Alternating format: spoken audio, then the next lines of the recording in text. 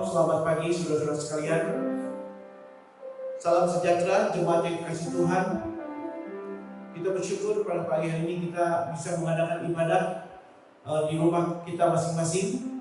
Mari kita mempersiapkan hati kita, pikiran kita tertuju kepada Tuhan. Mari kita masuk dalam doa.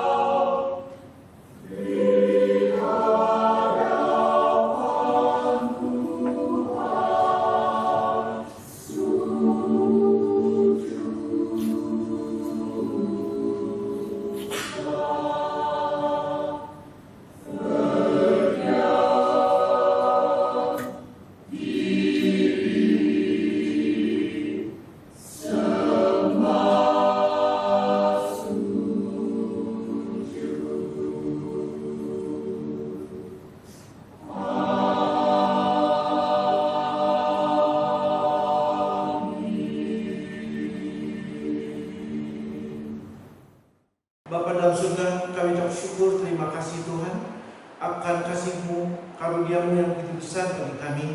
Kami bersyukur ya Tuhan, pada saat pandemi COVID-19 ini menjadi pandemi seluruh dunia, bahkan di Indonesia sendiri boleh terjadi.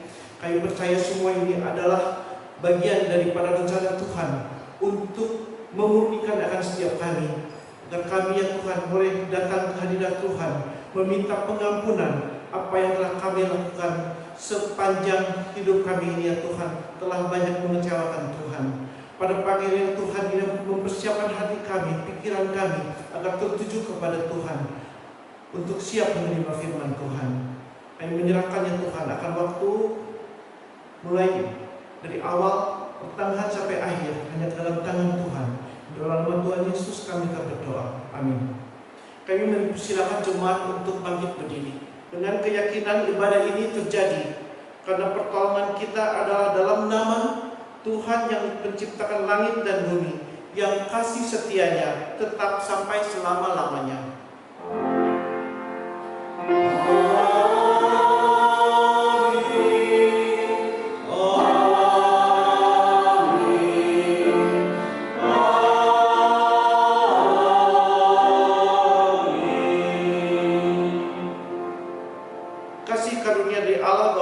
Dan dari Tuhan Yesus Kristus menyertai jemaat sekalian. Mari kita angkat satu pujian, Saatku Menyembah-Mu.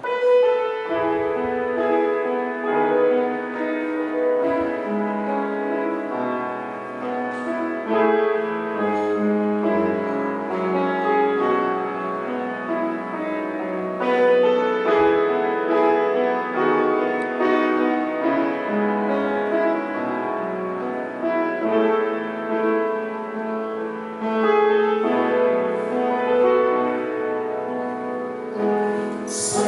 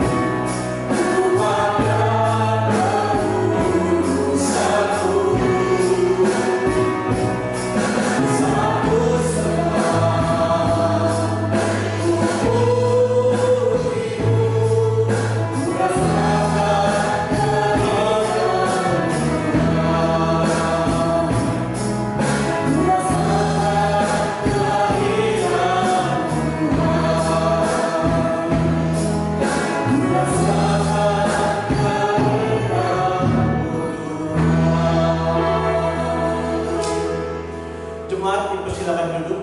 Nas kita hari ini dikutip dari Mazmur 31 ayat 22.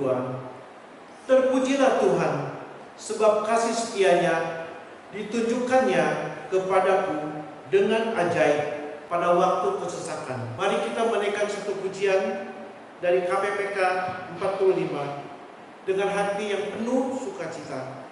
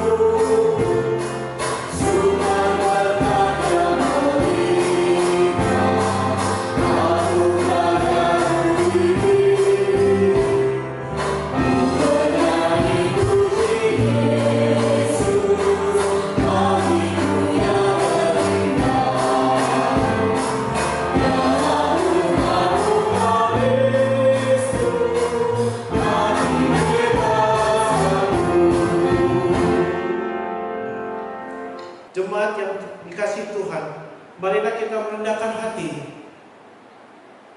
mengakui dosa kita, kesalahan kita yang selama ini kita lakukan sepanjang minggu ini. Bapa dalam surga, kami mohon ya Tuhan akan pengampunan dosa yang selama ini kami lakukan sepanjang minggu ini yang telah kami lalui. Banyak hal-hal yang telah mendukakan hati Tuhan.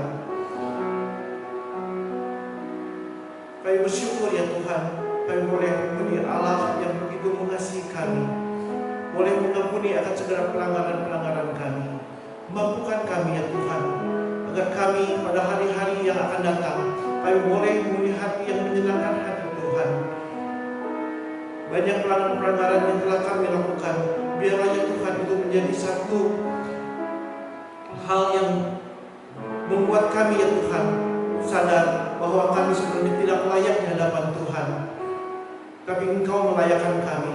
Kami bersyukur ya Tuhan akan segala anugerah-Mu yang Tuhan berikan kepada kami. Kami menyerahkan ya Tuhan doa kami yang jauh dari sempurna di dalam tangan Tuhan. Di dalam nama Tuhan Yesus yang menjadi juru selamat kami yang hidup, kami berdoa. Amin. Dengarkanlah berita anugerah dari 1 Yohanes 1 ayat 9.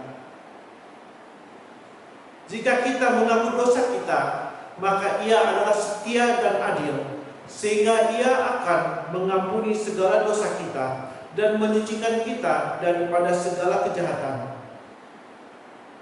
Demikianlah berita anugerah dari Tuhan. Jemaat yang dikasihi Tuhan, mari kita mendengarkan firman Tuhan.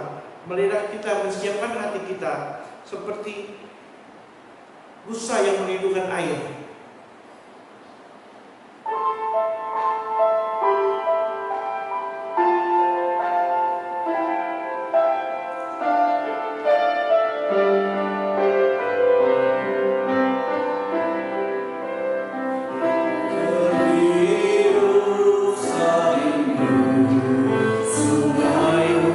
Jiwaku rindu engkau.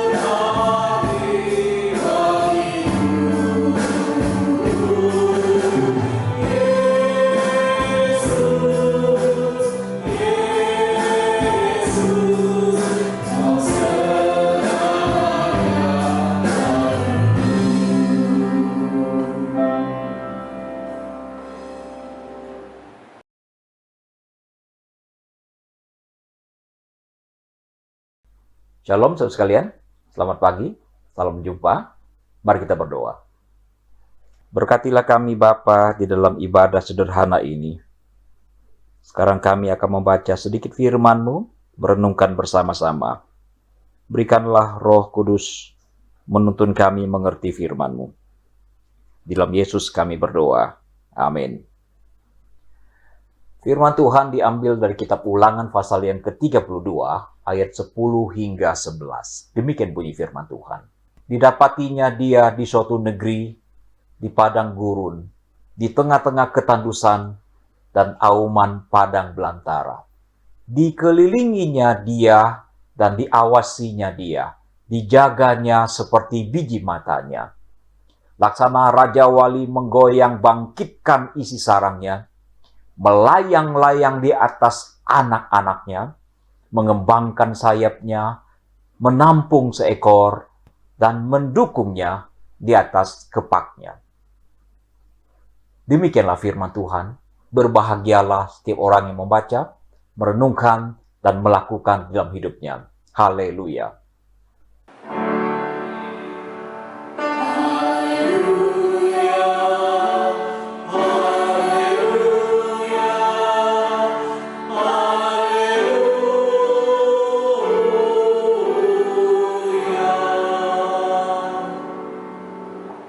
Hari ini kita akan memikirkan tema tentang Raja Wali menggoyang bangkitkan isi sarangnya. Seekor kuda supaya bisa berjalan harus dipecut. Dan supaya dia terus berjalan harus dipecut. Dan supaya dia bisa berjalan bahkan berlari dengan lebih cepat harus dipecut. Manusia bukanlah kuda. Tetapi ada kalanya seseorang perlu diberikan pecutan supaya ia mulai berlari, supaya ia terus berlari, dan supaya ia bisa berlari dengan lebih cepat lagi. Ulangan pasal 32 adalah berisi nyanyian Musa menjelang hari kematiannya, saudara sekalian. Dia menggambarkan bagaimana Allah memperlakukan Yakub, yaitu umat Israel. Begitu rupa Tuhan melindungi umat ini. Begitu rupa Tuhan menyayangi umat ini. Bahkan dalam ayat ke-10 dikatakan Tuhan memperlakukan dia, mengelilinginya, mengawasinya, menjaganya, dan memperlakukan dia seperti biji matanya. Di ayat ke-10 dikatakan, laksana Raja Wali, burung Raja Wali yang menggoyang bangkitkan isi sarangnya, melayang-layang di atas anak-anaknya. Saudara sekalian, burung Raja Wali biasanya membuat sarangnya di atas pohon yang sangat tinggi, ataupun di celah-celah bukit ataupun gunung batu yang sangat-sangat tinggi. Baru-baru ini saya melihat seorang ahli di Amerika yang memanjat ke atas sebuah pohon yang sangat tinggi dan naik ke atas sarang dari burung Raja Wali. Mendapati ada 3 ekor anak Raja Wali yang sudah dewasa, tapi yang belum bisa terbang. Sarang adalah representasi dari zona kenyamanan. Aman. Karena ada induk yang memproteksi. Ada ketersediaan. Makan tinggal disiapkan. Minum pun disediakan. Bahkan anak-anak burung disuapi oleh induknya. Sarang adalah tempat untuk bersantai. Tidak perlu bekerja. Tidak perlu berlelah-lelah. Saudara sekalian, anak-anak Raja Wali yang sudah besar tidak otomatis bisa langsung terbang. Dan pada waktu yang tepat, maka induk Raja Wali akan menggoyang bangkitkan sarangnya. Merusakkan sarangnya. Bahkan mendesak anak-anaknya supaya terjatuh dan tersingkir dari sarangnya. perbuatan induk Raja Wali yang menghancurkan sarangnya, dan yang kemudian mendesak anak-anaknya untuk keluar dari sarang, adalah sebuah perbuatan yang membuat anak-anak Raja Wali merasa bahwa induknya tidak sayang lagi kepadanya. Bahkan mengira induknya melakukan sesuatu kekejaman. Mereka mungkin tidak mengerti. Selama ini selalu disayangi, diproteksi, dilindungi, diayomi, diberi makan, diberi minum. Tetapi mengapa induk Raja Wali tiba-tiba melakukan sesuatu yang ganjil, yang aneh? Mereka tidak mengerti. Padahal saudara sekalian, jika sarang Raja Wali itu tidak dibongkar, maka anak-anak Raja Wali tidak akan bisa terbang untuk waktu yang lama, bahkan mungkin untuk selama-lamanya. Di dalam kehidupan kita ini, saudara, ada kalanya Tuhan juga menggunakan pecut untuk memucut kita. Dia juga menggoyang bangkitkan sarang kita, yaitu zona nyaman kita, zona kenyamanan kita. Tindakan ini sesuatu yang sangat penting, saudara sekalian. Sebab jika sebuah sarang tidak dengan terpaksa dihancurkan, maka kita tidak akan terdorong untuk terbang. Maka kita akan tetap berada di dalam kondisi yang dependen. Artinya terus bergantung. Tidak bisa mandiri. Tidak bisa berusaha sendiri. Dan terus mengharapkan pertolongan dan belas kasihan. Dipepet untuk melatih mental kita. Itulah kata-kata yang tepat ketika Tuhan menggoyang bangkitkan sarang kenyamanan kita. Di saat seperti itulah the power of kepepet akan muncul, saudara. Mari kita lihat realita yang terjadi dalam hubungan anak-anak dengan orang tua. Rupanya, saudara, sikap protektif yang memanjakan anak-anak secara berlebih-lebihan berpotensi besar membuat anak-anak tidak memiliki daya juang. Selain juga menjadi seorang yang penakut. Anak-anak yang sudah keenakan di dalam lingkungan rumah, tidak punya nyali untuk terjun ke dalam masyarakat yang keras dan kejam luar biasa. Seorang anak yang tidak merasa perlu untuk membiayai hidupnya karena segala sesuatu tersuplai dengan cukup, bahkan berlebih-lebihan, maka ia merasa tidak perlu bersusah payah untuk mencari nafkah. Tidak perlu membayar uang kontrakan, tidak perlu membayar uang untuk beli makanan dan minuman. Membuat hidup ini terasa tidak perlu perjuangan. Hidup begitu indah dan mudah. Dan jika seseorang sudah terbiasa mempunyai sikap malas-malasan seperti itu, akhirnya tidak mau bekerja, hanya ingin hidup nyaman, santai, piknik, berleha-leha, kia-kia, menikmati hidup. Dan karena tidak mampu mandiri, sebagian orang akhirnya mempunyai mental yang jelek, itu hanya mengandalkan bantuan, bahkan belas kasihan dari orang tua. Dan yang paling menyedihkan, sebagian orang mengembangkan sifat pengemis. Sungguh, jika segala sesuatu sudah tersedia secara melimpah, saudara, maka anak-anak tidak merasa perlu berjuang untuk kehidupannya. Kondisi Nina Bobok seperti ini berbahaya. Saudara tahu, negara Venezuela adalah negara yang super kaya sebetulnya. Mereka dimanjakan luar biasa oleh alam yang sebetulnya sangat subur. Tapi yang paling melimpah di negeri itu adalah cadangan minyak dan gas yang luar biasa. Venezuela disebut sebagai salah satu negara dengan cadangan minyak terbanyak di dunia selain Arab Saudi. Negara ini mulai mengeksploitasi minyak sejak tahun 1914. Negeri ini hidup dengan berfoya-foya. Dan 95% penghasilan di negeri ini betul-betul dari minyak dan gas. Rakyat disubsidi besar-besaran dari minyak. Mereka tidak berpikir untuk mengembangkan bidang yang lain, usaha yang lain. Kenapa? Karena mereka hidup di dalam kenyamanan, kemakmuran, tidak perlu berusaha apa-apa, tinggal ambil dari dalam perut bumi dan hidup melimpah. Akhirnya petaka itu tiba, saudara.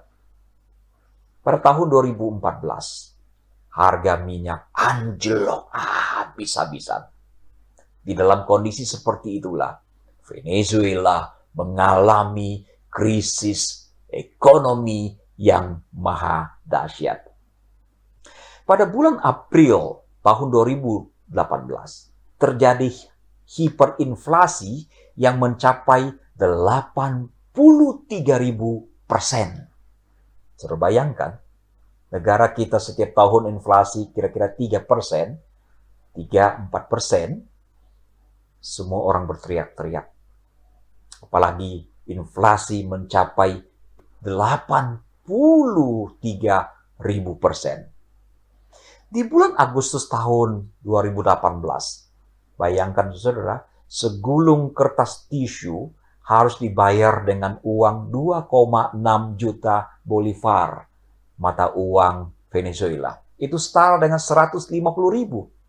Seekor ayam yang beratnya kira-kira 2,4 kg itu mencapai 14,6 juta bolivar, setara 860.000 untuk satu ekor ayam. Saudara, 1 kilogram tomat harus ditembus dengan 5 juta bolivar. Dan sebungkus pembalut harus dibayar dengan 8 juta bolivar.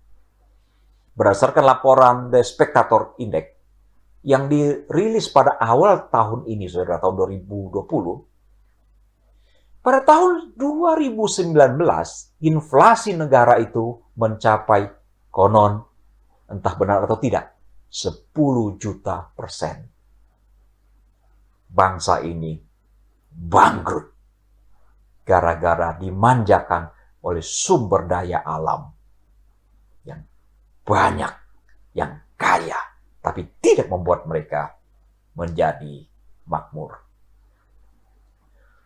Berbeda dengan Venezuela, konon bangsa Jepang mendidik anak-anak mereka dengan cara yang berbeda. Sejak dini anak-anak ditanamkan, diindoktrinasi bahwa negara mereka adalah negara yang rawan bencana. Dan memang banyak bencana gempa terjadi di Jepang. Dan anak-anak diberitahukan bahwa negara mereka adalah negara yang miskin dengan sumber daya alam. Karena itu, hai engkau anak-anak Jepang, kalau engkau ingin bertahan, engkau mau maju dan jaya, bekerjalah dengan keras, bekerjalah dengan pintar. Konon menurut catatan orang-orang Amerika, ketika terjadi Perang Dunia Kedua, Jepang bukanlah bangsa yang unggul pada waktu itu. Sekarang kita tahu bangsa ini adalah bangsa yang mempunyai budaya yang luar biasa, tepat waktu, rajin, jujur, disiplin, dan rasional. Tapi pada waktu itu, saudara, bangsa ini mempunyai karakter dikatakan pemalas, tidak tepat waktu, dan kurang bertanggung jawab. Maka itulah mereka kalah. Salah satu faktor yang menyebabkan mereka kalah di dalam peperangan. Orang-orang Jepang akhirnya menyadari dan mereka melakukan revolusi mental. Dan ternyata mereka berhasil. Saudara, alam yang makmur bisa memanjakan, dan menjerumuskan. Jepang mendidik anak-anaknya dengan sedemikian rupa. Bagaimana dengan Indonesia? Saudara masih ingat lagu Kolam Susu? Yang berkata, bukan lautan, hanya kolam susu. Kail dan jala cukup menghidupimu. Tiada badai, tiada topan kau temui. Ikan dan udang menghampiri dirimu. Orang bilang, tanah ini tanah surga. Tongkat kayu dan batu jadi tanaman. Lagu ini menggambarkan betapa makmurnya negeri ini. Betapa kayanya negeri ini. Tapi sudah tahu bagaimana dengan kondisi negara kita? Walaupun bukan salah satu negara yang paling miskin di dunia. Barangkali alam yang makmur telah menyebabkan sebagian orang tidak berpikir untuk berjuang.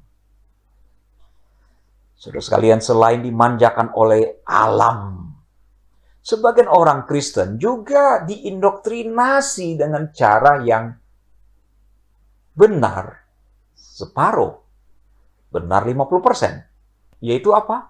Bahwa Tuhan akan sediakan segala sesuatu. Tidak perlu khawatir, tidak perlu cemas. Allah Bapa adalah Bapa yang kaya. Kita anak raja, kita akan diberikan yang terbaik oleh Tuhan. Ini benar, tetapi separuh. Kenapa? Karena Alkitab mengatakan bahwa dunia ini adalah dunia yang telah terjatuh dan dunia yang telah dikutuk oleh Allah sendiri. Dia berkata kepada Adam, onak duri akan menjadi sumber tempat mencari makananmu. Diindoktrinasi dengan cara yang keliru, betul-betul melumpuhkan mental. Untuk itulah seseorang perlu dipecut, dibentuk mentalnya. Dan Tuhan akan menggoncangkan sarang tempat kenyamanan kita untuk membentuk mentalitas kita. Sebuah sarang perlu digoyang bangkitkan. Sebab bagi banyak orang, kehidupan di dunia ini adalah sesuatu yang sangat-sangat menakutkan. Karena itu sebagian orang takut gagal. Seseorang tutup diri, walaupun sekali saja mengalami kegagalan. Ada orang seperti itu, saudara. Tidak setiap orang seperti Thomas Alva Edison yang melakukan percobaan konon sampai 10.083 kali baru berhasil menciptakan bola lampu. Dan tidak semua orang seperti Kolonel Sanders yang menawarkan resep ayam goreng yang kita kenal hari ini Kentucky Fried Chicken dengan cara menawarkan ke setiap restoran di Amerika, di seluruh Amerika, saudara. Kolonel Sanders berkelana di seluruh Amerika dan dia masuk ke 1.000 restoran menawarkan resep yang dia miliki. Tidak ada yang terima. Baru restoran ke 1.008 yang menerima tawaran dia, maka usahanya meledak. Terus kalian, tidak semua orang mempunyai semangat seperti itu. Ada orang tertentu begitu sekali kalah langsung menyerah. Ada seorang dari keluarga kami mempunyai postur tubuh yang sangat tinggi, barangkali mendekati 180 cm. Tapi tidak bisa naik sepeda. Saudara bayangkan. Dengan postur yang sebegitu tingginya, seharusnya tidak ada masalah untuk belajar sepeda. Tapi keluarga ini, konon dulu waktu belajar sepeda, pernah mengalami kecelakaan. Dan itu yang membuatnya tidak berani naik sepeda sampai hari ini. Seumur hidup, tidak bisa naik sepeda. Sarang yang digoyang bangkitkan. Dengan cara ini, seseorang perlu diberi pengalaman nyata guna meyakinkan dirinya bahwa ia mampu dan sanggup hidup lebih baik lagi. Tuhan mempunyai niat seperti itu, saudara. Tuhan mau menata kehidupan umatnya yang santai. Maka ada kalanya ia terpaksa menggunakan cara-cara yang tidak normal. Dipecut dan dalam kondisi kepepet memang tidak enak. Tetapi seringkali kondisi kepepet membuat orang-orang berpikir dan bekerja dengan lebih keras, dengan lebih serius. Kalau saudara-saudara kontrak rumah dan sudah hampir jatuh tempo, tapi uang kontrakan belum ada di kantong, saudara-saudara akan berpikir dengan lebih keras lagi, berusaha dengan lebih serius lagi. Terkadang seseorang memang perlu dikondisikan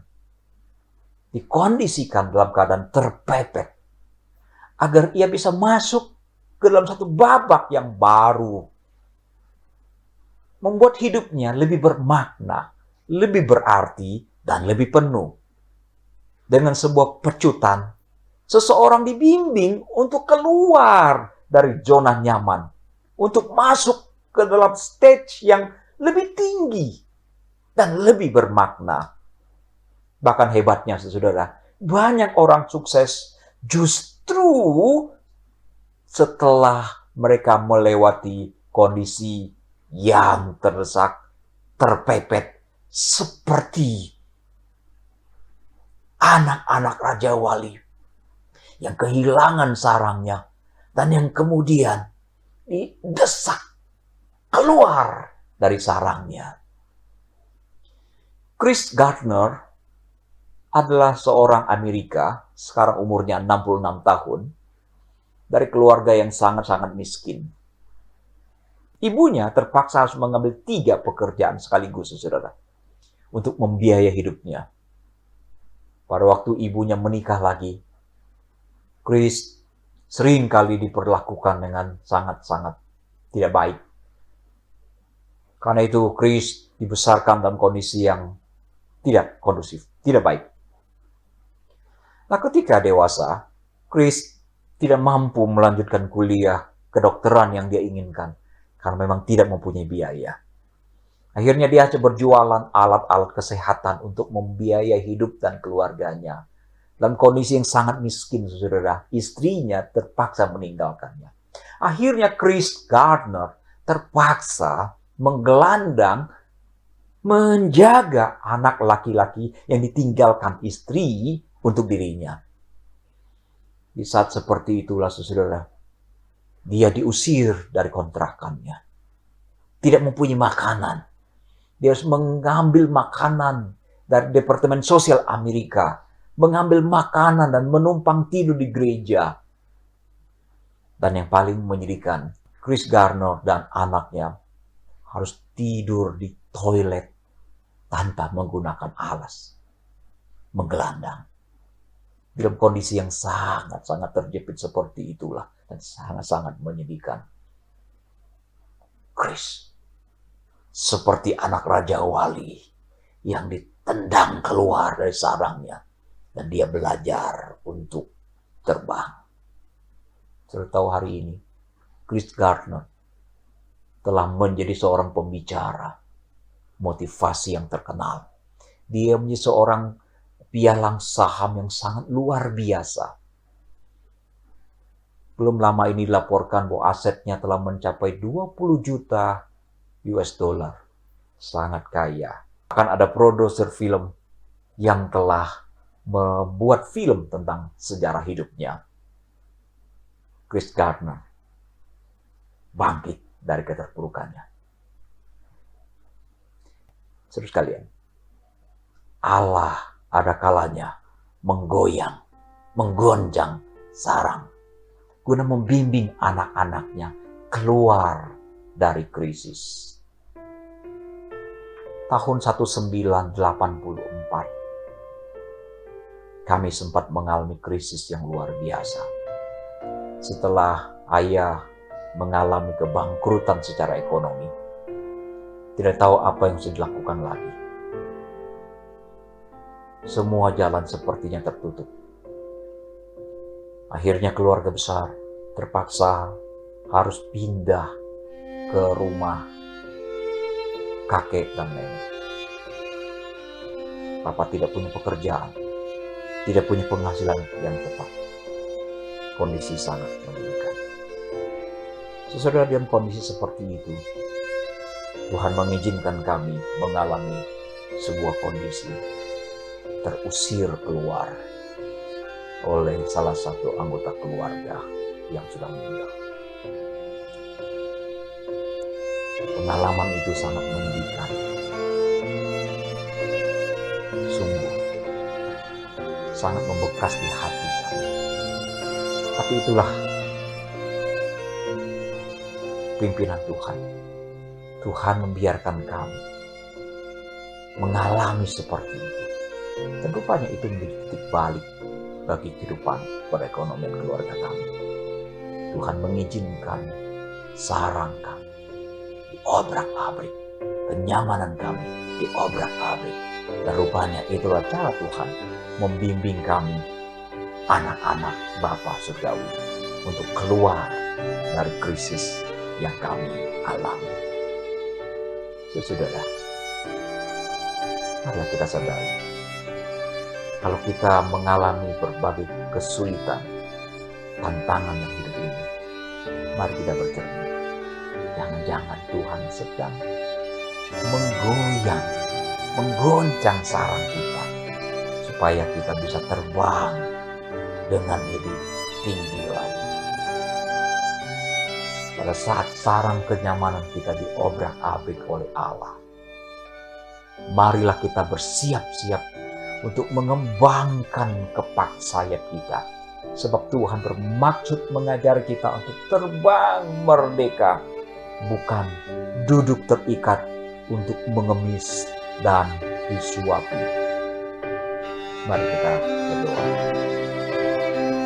Terima kasih Bapa untuk kebaikan Tuhan. Bagaimana Musa menggambarkan Tuhan begitu rupa memperhatikan Yakub. Kami yakin Tuhan juga mempedulikan kami. Kami yakin Tuhan juga memperlakukan kami seperti biji mata. Dan kami juga tahu bahwa Tuhan sekali-kali akan menggoncang sarang kami, agar kami bisa belajar mandiri, terbang lebih tinggi, lebih jaya bersama dengan Tuhan. Berkatilah setiap orang yang mendengar kebenaran-Mu pada pagi hari ini. Dalam Yesus Tuhan, kami naikkan doa dan syukur kami. Amin. Jemaat, kami persilakan berdiri. Pengakuan iman rasuli. Aku percaya kepada Allah, Bapa yang Maha Kuasa, Kakek langit dan bumi, dan kepada Yesus Kristus, Anak yang tunggal Tuhan kita, yang dikandung daripada Roh Kudus, lahir dari anak darah Maria, yang menderita sengsara di bawah pemerintahan Pontius Pilatus, disalibkan, mati dan dikuburkan, turun ke dalam kerajaan maut. Pada hari yang ketiga, bangkit pula dari antara orang mati, naik ke surga, duduk di sebelah kanan Allah, Bapa yang Maha Kuasa, dan dari sana Ia akan datang untuk menghakimi orang yang hidup dan yang mati. Aku percaya kepada Roh Kudus, gereja yang kudus dan am, persekutuan orang kudus, pengampunan dosa, kebangkitan orang mati, dan hidup yang kekal. Amin. Jemaat, dipersilakan duduk. Kini saatnya kita diberi kesempatan untuk memberikan yang terbaik kepada Tuhan, untuk menyatakan syukur kita. Saudara-saudara dapat memberikan dalam sebuah amplop yang dituliskan pada tanggal hari ini. Kita akan kumpulkan dan bawa ke rumah Tuhan pada saat kita dapat beribadah bersama-sama kembali. Bagi saudara yang mau mentransfer persembahan saudara-saudara dapat ditransfer melalui BCA di rekening di bawah ini.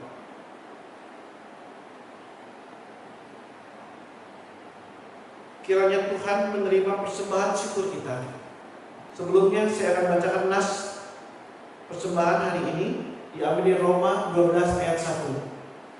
Karena itu saudara-saudara, demi kemurahan Allah, aku menasihatkan kamu, supaya kamu yang mempersembahkan tubuhmu sebagai persembahan yang hidup, yang kudus dan yang berkenan kepada Allah. Itu adalah ibadahmu yang sempurna, yang sejati.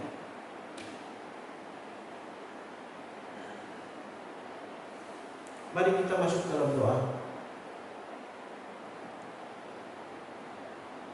Bapa dalam surga, kami bersyukur ya Tuhan, pada pagi hari kami memulai kesempatan untuk mempersembahkan sebagian daripada berkat yang Kau berikan kepada kami.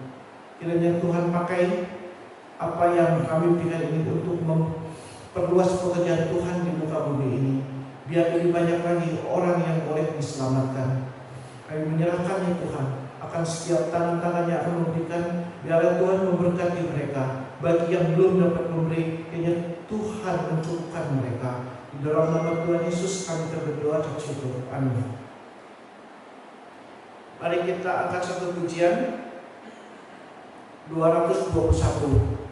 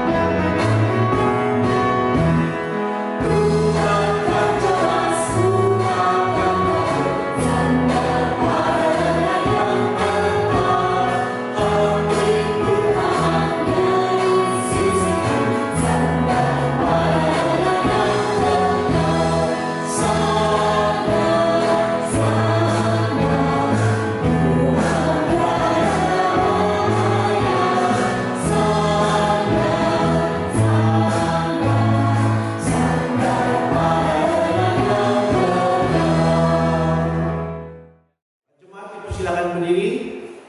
Kita akan mengakhiri ibadah kita hari ini. Kita akan bersama-sama menerima doa berkat. Marilah kita menaikkan doa-doa syafaat kita, saudara sekalian.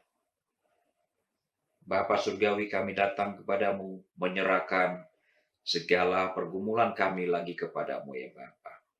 Tiada hentinya kami memohon Tuhan menolong agar persoalan serius yang sedang mendera seluruh dunia akan segera terselesaikan. Berkatilah gereja kami. Berkatilah setiap orang yang ada di dalam gereja-Mu ya Bapa. Buatlah kami semakin hari semakin berharap kepada Tuhan. Semakin mengasihi Tuhan lebih dari segalanya. Berkati usaha pekerjaan dari setiap anggota jemaat. Cukupkanlah segala kebutuhan anggota gereja-Mu ya Bapa. Mari saudara, kita naikkan doa yang diajarkan Tuhan Yesus. Doa Bapa kami. Bapa kami yang di surga, dikuduskanlah namamu, datanglah kerajaanmu, jadilah kehendak-Mu di bumi seperti di surga. Berikanlah kami pada hari ini makanan kami yang secukupnya, dan ampunilah kami akan kesalahan kami, seperti kami juga mengampuni orang yang bersalah kepada kami. Dan janganlah membawa kami ke dalam pencobaan, tetapi lepaskanlah kami daripada yang jahat, karena Engkaulah yang mempunyai kerajaan dan kuasa dan kemuliaan sampai selama-lamanya. Amin. Ibadah kita pada hari ini segera berakhir. Marilah siapkan hati kita untuk menerima berkat Tuhan. Arahkanlah hatimu kepada Tuhan. Jadilah saksi Kristus. Terpujilah Tuhan. Inilah berkat Tuhan. Tuhan memberkati engkau dan melindungi engkau. Tuhan menyinari engkau dengan wajah-Nya dan memberi engkau kasih karunia. Tuhan menghadapkan wajah-Nya kepadamu dan memberi engkau damai sejahtera sekarang sampai selama-lamanya. Haleluya.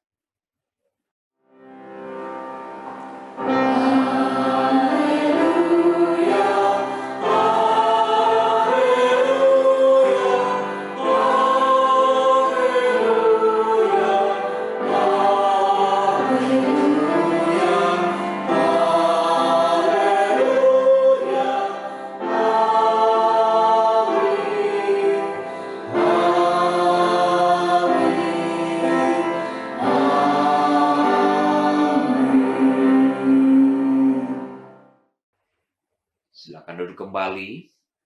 Saat teduh, ibadah kita selesai. Tuhan Yesus memberkati saudara sekalian. Tetaplah semangat, bekerjalah di rumah, ikuti anjuran pemerintah. Kalau tidak ada kepentingan, jangan kemana-mana. Sabarlah di dalam penantian ini, percayalah badai ini segera akan berlalu. Tuhan Yesus memberkati saudara sekalian.